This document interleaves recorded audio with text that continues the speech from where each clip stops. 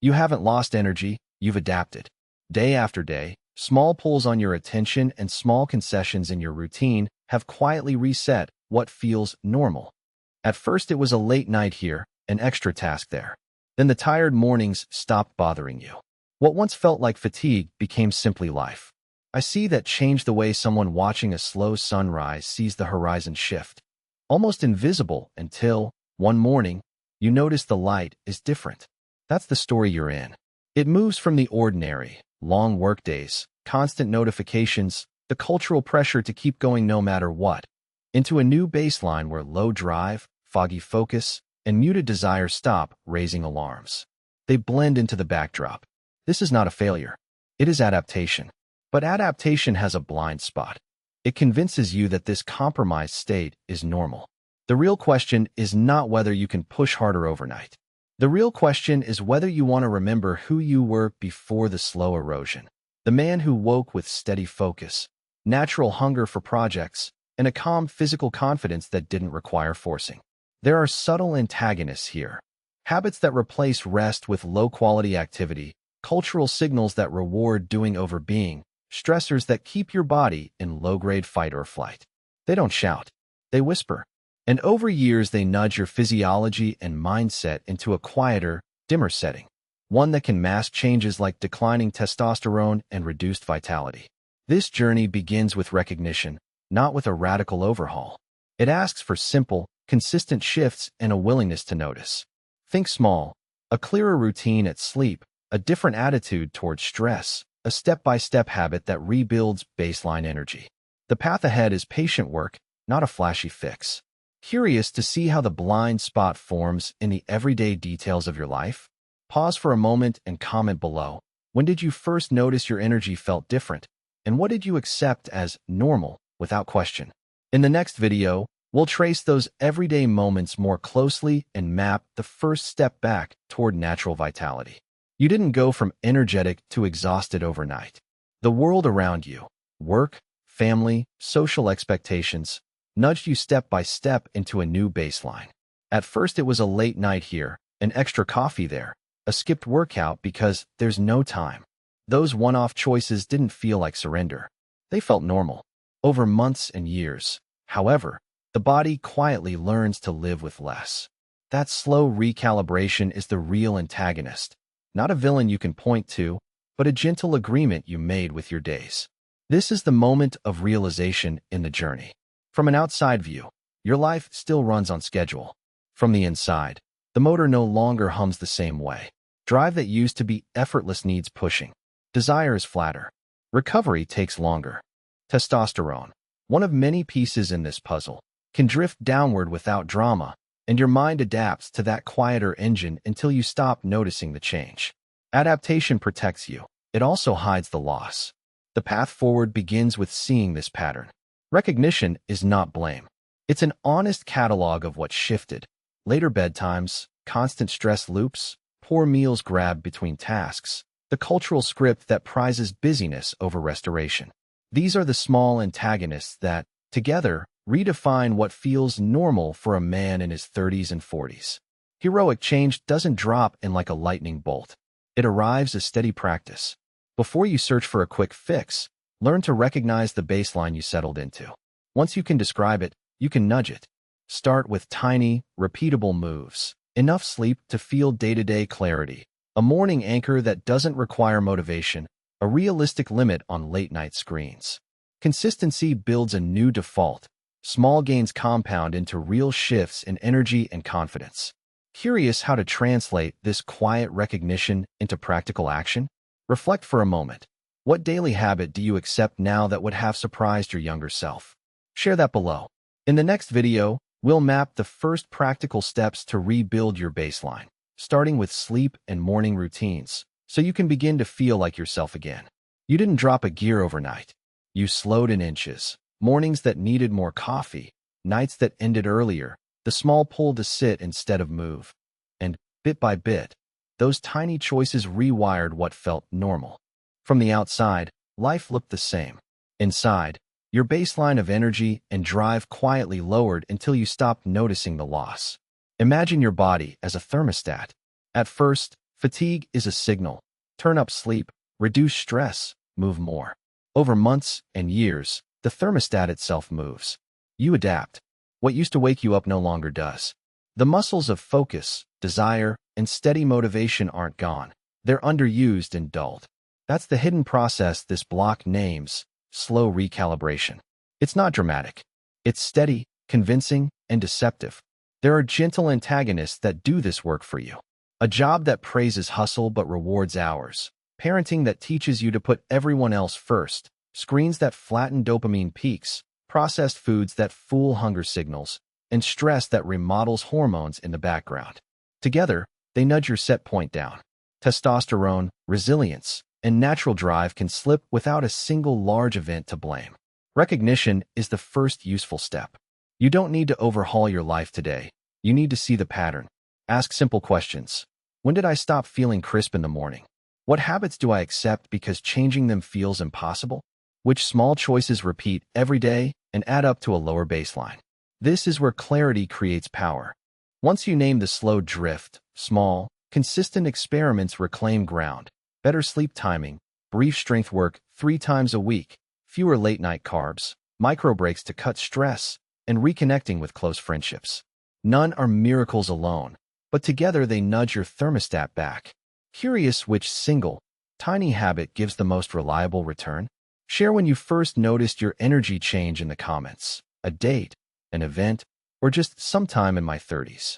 In the next video, we'll unpack the first practical habit you can start tomorrow and how to make it stick without overhauling your life.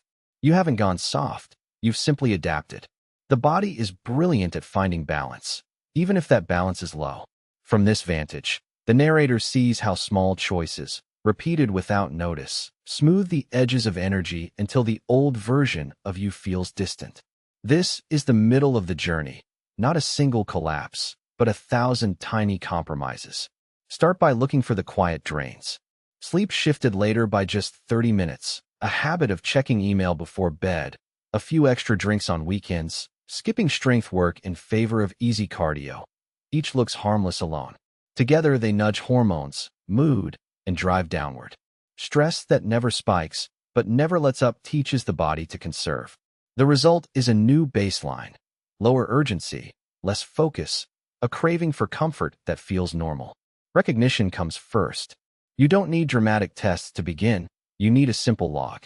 For 2 weeks, note sleep time, 1 key meal, and energy at noon and 8 p.m. That small pattern will show where you leak vitality. Once you see the pattern, choose one modest habit to change and make it non-negotiable for 3 weeks. Small consistency beats heroic but short-lived bursts. Practical switches that matter. Protect sleep more than an extra workout. Aim for consistent bed and wake times and remove screens 30 minutes before bed.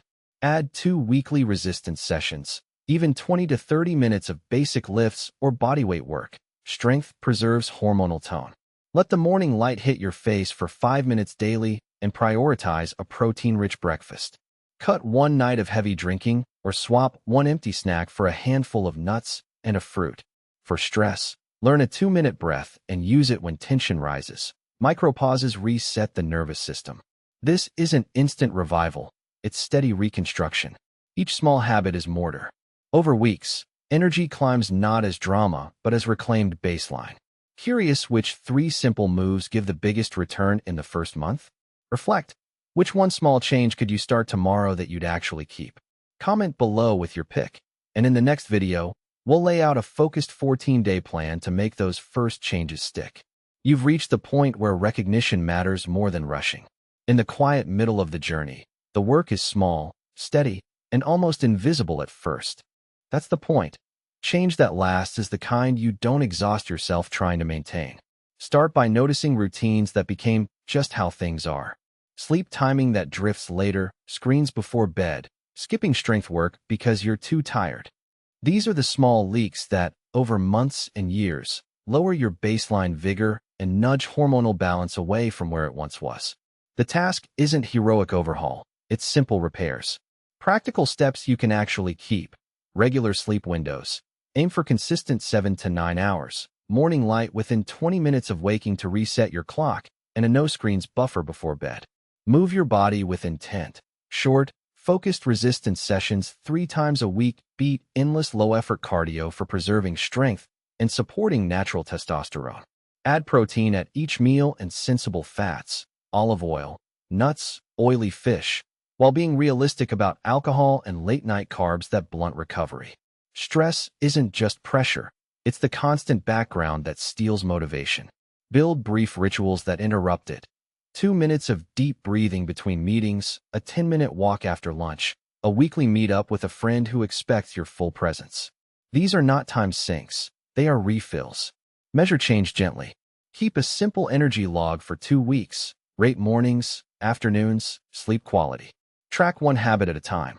Small wins compound.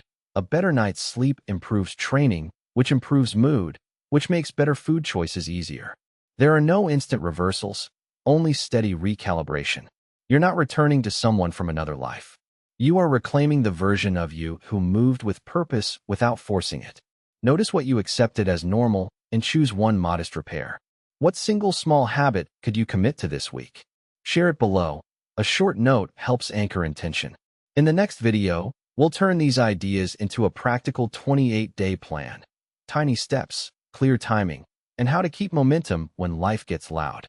By the time you reach this stretch of the journey, the challenge is no longer dramatic. It's ordinary, quiet, and persistent. You think fatigue is the shape of your life because everything around you, work, family, social expectations, has nudged you towards smaller choices. The antagonist here is not one enemy, but a chorus. Late nights that add up, meals eaten under stress, gym sessions skipped for convenience, screens that steal the edge of your sleep, and the steady normalization of being a little tired. You watch men trade big gains for tiny comforts, and the body adapts. That adaptation feels comfortable until you notice what's missing, the steady drive that once made goals feel inevitable. Recognizing that gap is the turning point. Before any drastic fix, this path asks you to do 2 practical things: measure and simplify. Measure your baseline with small, repeatable checks: sleep hours, how often you wake at night, how hard a short workout feels, and your daily mood and focus. Use a simple notebook or phone note. Tracking is not about obsession. It's about noticing patterns you can change. Simplify choices around the core drivers of natural hormonal balance. Prioritize sleep as a non-negotiable. The hour you go to bed matters more than a single early morning workout. Move daily with intention. Short resistance sessions 3 times a week or brisk walks that raise your heart rate. Eat with clarity. Prioritize protein at breakfast, whole foods over processed snacks, and moderate alcohol. Let sunlight anchor your morning rhythm. Let social time and meaningful conversation anchor your motivation. These are small shifts, consistently done. The underlying psychology is gentle. Reduce friction for good choices and increase friction for bad ones. Make the gym bag visible, the phone out of the bedroom, the grocery list simple. Reward progress with small, meaningful markers, a clearer morning, one less afternoon slump, and let these wins reshape what you accept as normal. This stage is neither dramatic rescue nor instant revival. It's steady recalibration. Curious which single daily habit produces the fastest, most lasting change? Leave a comment about one evening habit you could realistically adjust this week. In the next video, you'll get a simple 30-day plan to turn these shifts into a new baseline of natural energy. By now you've watched how quiet adaptation steals what used to feel natural. You didn't fail. Your body and mind simply learned to live with less. The next step, quietly and steadily, is rebuilding the baseline you once took for granted. Start small. The body responds to patterns more than promises. Pick one habit you can do every day for the next 30 days. A consistent wake time, a 20-minute walk in the morning sun, 30 minutes of resistance work 3 times a week, or a nightly wind down that cuts screens an hour before bed. These aren't magic fixes. They are signals your system understands: regular sleep, movement, stress control, and purposeful recovery. Over weeks, those signals reteach your biology what vitality looks like. Watch for simple signs of change. Morning alertness, steadier focus at work, a small rise in drive, less afternoon slump. These are the early markers that your baseline is shifting. Track them in plain language. Slept better last night. Felt more present during lunch. had energy for the gym. Small wins matter. They keep momentum and quiet the urge for quick fixes that only mask the problem. Expect setbacks. Long workdays, stress, travel, these will test you. When they happen, treat them as data, not failure. Ask what slipped. What can I simplify tomorrow? Replace harsh judgment with curiosity. Consistency beats intensity. Better a simple habit done daily than a perfect plan abandoned after a week. You are not rebuilding strength by pushing harder alone. Use accountability, a friend, a tracker, or a short daily note to yourself. Celebrate routine, not dramatic results. Over months, those routine acts compound into a new normal. Fuller energy, clearer focus, a steadier sense of self. Curious which small change gives the quickest feedback for you? Leave a comment below about one habit you'll try this month and what usually gets in your way. In the next video, we'll lay out a clear 4-week starter plan with day-by-day actions and how to measure real progress. No hype, only steady steps toward reclaiming natural vitality. You didn't suddenly become tired overnight. What happened was quieter. Your body and mind slowly adjusted to less, until less felt normal. From the outside, life looked the same: job, family, routine. But inside the dial that once measured energy and drive turned down a notch at a time. I can see how the change crept in. Small compromises, skipped recovery, stress treated as permanent, habits that promised convenience and delivered slow erosion. This is not failure. It is adaptation. Your system learned to survive on a lower baseline. The problem is you stopped noticing the loss. The version of yourself who moved with focus and steady desire became a memory instead of a reference point. The work now is simple and steady. Remember what full felt like, recognize what you accept as normal, and choose a different threshold. Start with recognition. Name the small losses, the afternoons that flatten, the nights that don't refresh, the workouts that no longer spark momentum. That clarity makes decision practical instead of shameful. Then choose manageable changes. Small, consistent shifts matter more than dramatic fixes. Better sleep habits, real protein and movement, stress rituals that actually calm you. Repeated over weeks, rebuild what was lost. These habits don't promise instant revival. They offer cumulative repair, reclaiming baseline energy and supporting natural testosterone rhythms without gimmicks. Expect resistance. Your culture, your calendar, old coping tricks will nudge you back. That's natural. Meet resistance with curiosity. Why did you accept this before? What felt safer than returning to effort? Answering honestly gives you leverage. The real victory isn't a single moment of brute force. It's steady recentering, fewer compromises, clearer priorities, and a body that again responds to life's demands with ease. You can get there by changing what you accept as normal. Curious which single small habit most often starts the shift? Leave a reflective comment. What did energy feel like for you at 25, and what feels different now? When you're ready, watch the next video. We'll unpack the first daily habit that quietly rebuilds sustainable energy. Each step toward reclaiming this essence challenges me to listen ever more closely to signals my body sends. Signals I once ignored or drowned out. I now see how intentional shifts in stress management, rest, movement, and environment act like tuning an instrument, bringing resonance back into harmony. The long road ahead invites me to navigate these changes with both determination and compassion, knowing that tapping into raw masculine energy requires a delicate dance between effort and ease, pushing and yielding. This journey into my own physiological and emotional landscape has revealed an inner reservoir of strength waiting quietly to be rediscovered and honored. In the midst of a long, sweltering summer, I found myself wandering through a local farmer's market, searching for something that wasn't on any list. A glimpse of vitality I thought I'd lost forever. The scents of herbs mingled with fresh vegetables, and sunlight spilled over colorful crates. It was in this simple scene that I encountered a man named Eli, whose presence held a quiet steadiness I hadn't seen in a while. His movements were deliberate, his gaze calm yet sharp, and when our conversation began, I sensed an unspoken depth that intrigued me. Eli shared a story about his own journey with diminished vigor, confessing he once relied heavily on caffeine, late nights, and non-stop hustle. I thought pushing harder would fix everything, he admitted, but it only pushed me further away from feeling truly alive.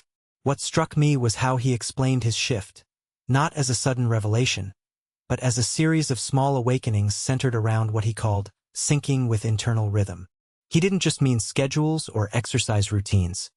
He spoke of tuning into his body's natural fluctuations over days, weeks, and even seasons. This idea resonated deeply. It was the notion that energy and endurance wax and wane like tides, and that respecting these cycles opens doors to sustainable strength. Inspired by Eli's insight, I began paying attention to the less obvious currents pulling at my vitality throughout each week. I noticed, for instance, how some mornings I woke with a sense of expansion, my mind sharp and body light, while on others, I needed slower movements and softer transitions into daily tasks. These contrasts weren't failures but signals demanding my acknowledgement. By aligning work, rest, and creativity with these internal ebbs and flows instead of rigid external demands, moments of frustration gradually gave way to renewed clarity.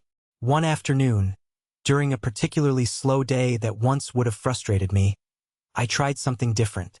Instead of resisting the lull, I took a walk into the nearby woods, allowing the quiet canopy of leaves to envelop me. Each breath filled me with a refreshed calm, and I found an unexpected vigor flowering quietly amid the stillness. It reminded me how powerful nature is as a mirror for human renewal. Just as trees shed their leaves and pause growth to prepare for new life, our bodies too require intentional pauses that foster deeper recovery and elevation. Conversations with others enriched this perspective further. I met Anya, a nutritionist who emphasized how certain foods act like fuel not only for the body but for hormonal clarity. She introduced me to the concept that nourishment is a dialogue between what we eat and how our cells generate energy and balance. Learning which nutrients supported my metabolism without overtaxing it became a form of self-respect. For example, incorporating foods rich in zinc and healthy fats wasn't just about physical health. It was a deliberate act of cultivating internal vitality, enhancing my mood, and stabilizing resilience over time. Another unexpected realm where I saw energy begin to reclaim its rightful place was in reclaiming mental spaces. I had often underestimated how cluttered thoughts and unresolved emotions taxed my entire system. Sitting quietly, I started practicing mental decluttering rituals, a phrase I borrowed from a friend who champions mindfulness. These moments weren't about erasing thoughts but about letting them pass without grabbing hold. It felt like opening windows in a stuffy room, allowing fresh air to disrupt stagnant currents. This shift didn't come overnight. It was a gradual loosening of rigid mental habits that released trapped tension and, unbeknownst to me, helped rebalance my hormones. In one of those sessions, a vivid memory surfaced. A time I had driven myself relentlessly to meet expectations while ignoring a core sense of fatigue. I remembered gripping the steering wheel tightly, the knot in my stomach growing with every mile, as I wrestled between ambition and exhaustion. Re-experiencing that moment illuminated how I had equated rest with failure. This realization catalyzed a pivotal change. I began to redefine rest as an active ingredient of strength, not its absence. There was also a profound discovery lurking in social connections. I observed how interactions with nurturing, understanding companions energized me in ways loud environments or superficial exchanges could not. Sharing stories about struggles and hopes with trusted friends became a fertile ground for rebuilding emotional stamina. It struck me how human bonds could invigorate biological systems, triggering waves of oxytocin that counteracted stress signals and promoted healing. All these new understandings crystallized one evening while watching the sun melt into the horizon, painting the sky in shades of fire and calm. I reflected on how vitality had long escaped into corners I refused to investigate. Corners like acceptance, attunement, nutrition, and emotional freedom. Each piece was a puzzle fragment, and putting them together demanded gentle patience rather than ruthless willpower. It dawned on me that reclaiming my strength was not an act of conquest but one of reverence toward the complex choreography my body and mind perform daily. The unfolding narrative inspired me to experiment with periods of intentional disconnection, setting boundaries on digital consumption, turning off notifications, and choosing solitude amid noise. I found these intentional spaces allowed my nervous system to reset, clearing pathways for hormonal communication that had become scrambled by overstimulation. Slowly, the fog that once dimmed my focus lifted, revealing a sharper sense of purpose and presence.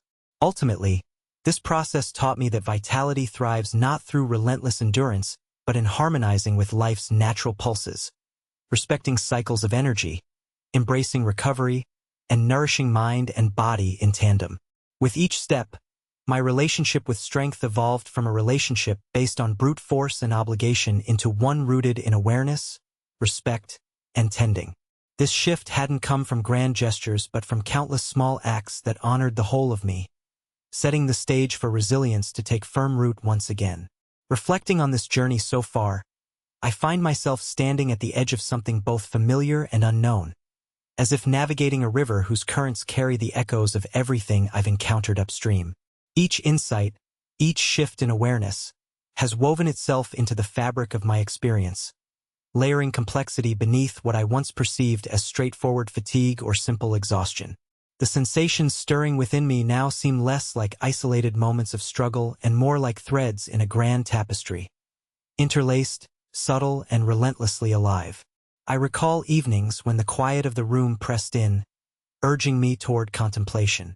In those moments, a deeper rhythm revealed itself, a cadence not dictated by schedules or external noise, but emerging from a place of ancient resilience and renewal. It's strange, this pull toward something intangible, a force that neither can be forced nor ignored. Like the undertow beneath a placid lake, it draws me inward, urging in alignment with forces that have long been overshadowed by surface distractions. The tension between holding on and surrendering fluttered through my consciousness, reminding me that real power is often found in yielding to what is essential. Amongst the shifting landscapes of thought, a quiet dialogue unfolds within. All the questions I once pushed aside now beckon with a gentle insistence. Who am I beneath the layers imposed by expectation?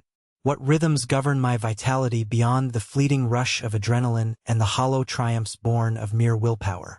As I allow these inquiries to breathe, I sense a stirring of something slow and patient, like the growth of roots beneath frozen ground, unseen but vital, promising sustenance in due time. Sometimes, during a late-night walk beneath a cathedral of stars, the enormity of it all presses upon me. The vastness of the sky contrasts with the intricate complexities in my interior world, yet there is a strange harmony in this juxtaposition. Here, in that balance between cosmic scale and intimate self-awareness, I am reminded that transformation is seldom linear. It twists and folds, piercing through old narratives only to reveal greater depths of courage. This dance between light and shadow, momentum and pause, invites me into a liminal space, between the person I have been and the one emerging with intentional clarity. The conversations echo too, the voices of those who quietly wrestle with similar unseen currents. There's an unspoken camaraderie in these shared experiences, a recognition that the path forward is as much about reclaiming presence as it is about honoring vulnerability. This silent understanding plants a seed of hope, a reminder that renewal often conceals itself beneath layers of patience, resilience, and grace. Each shared story, each moment of openness, reinforces the notion that the journey toward reawakening is a mosaic of small, profound awakenings rather than swift resurrections. In the stillness of reflection, I often find a metaphor taking shape, a vast forest after a storm, where branches once broken lie tangled amidst lush new growth. The aftermath is neither devastation nor triumph but an invitation. It calls for careful tending, for the courage to embrace scars as maps leading to fertile soil. This landscape mirrors my own unfolding, where strength is not brute force but the wisdom to navigate complexity without losing sight of the inner compass. Engaging with these layers of realization, I encounter a quiet resolve emerging beneath hesitation. It is a tug toward authenticity, a gentle urging to reclaim an inherent sense of sovereignty over my experience. This feeling is neither loud nor demanding. It is a subtle flame, flickering yet persistent, casting shadows that both reveal and conceal. I find myself drawn toward a deeper trust, a faith that honoring the fullness of my internal world offers more sustainable vitality than any external validation ever could. As the horizon stretches before me, tinged with promise and uncertainty, I sense the contours of a new chapter unfolding. The path ahead carries the weight of what has come before, but also the lightness born of newfound awareness. In this space, I'm invited to move forward, not in haste or defiance, but with measured intention and a steady breath.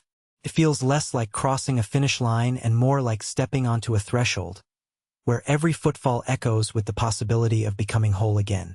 There was a moment, a quiet dusk seeping into the corners of a worn study where I sat alone, when I realized that what I had been chasing wasn't a destination, but a call to return. Return to a part of myself I had neglected for too long. The weariness that clung to my bones, the restless mindscape that often clouded my clarity, all pointed toward a deeper invitation to reconnect, to realign with the essence that fuels authentic strength. It was a subtle revelation, one that whispered louder than any frustration or doubt ever could. Vitality is not harvested through endless struggle, but cultivated through intentional presence and reverence for the inner landscape. I recalled the countless times I mistook sheer effort for progress, confusing exhaustion with experience, mistaking a clenched jaw for resilience. Yet in the stillness that followed those moments of pushing, I encountered a space, fragile and often overlooked, where true power begins to mend and flourish. This space is not defined by grand gestures or dramatic shifts, but by the quiet discipline of honoring limits, listening deeply to the body's subtle messages, and fostering an environment where restoration is not an afterthought but a sacred practice.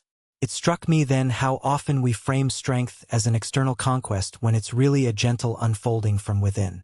The path forward, as I see it now, asks for a surrender to this rhythm without resigning to passivity. It invites us to tune into the interplay between effort and ease, to recognize when to advance and when to yield. In those moments, I learned to welcome vulnerability not as a flaw but as a gateway to renewed vigor and clarity. The vulnerability to stop, to breathe, to be with discomfort and doubt, paradoxically became a source of renewed conviction, a quiet engine propelling me toward balance and wholeness. I also began to understand that the signals from our bodies, tantamount to ancient stories encoded in sensation and hormone, offer a map waiting to be read with compassion and curiosity. Each tightening in my chest, every flicker of distraction, every lull in motivation revealed not weakness, but an opportunity. The opportunity to pause and adjust course, to nourish rather than deplete, to reframe my relationship to time, energy, and identity itself. In embracing this change, I discovered a version of myself that no longer demanded to be at the peak all the time but sought alignment between inner vitality and outer expression. One evening, while watching rain trace delicate patterns on a window pane, I thought about the quiet alchemy that unfolds when we care for the self intentionally. How droplets accumulate to cleanse, just as small, consistent acts of regeneration accumulate to transform. There's no sudden flood but a steady nourishing that softens hardened layers, encourages growth, and brings fresh clarity to worn structures. This realization offered me a new lens through which to appreciate the significance of every habit, ritual, and choice, each as a seed planted in the fertile soil of possibility.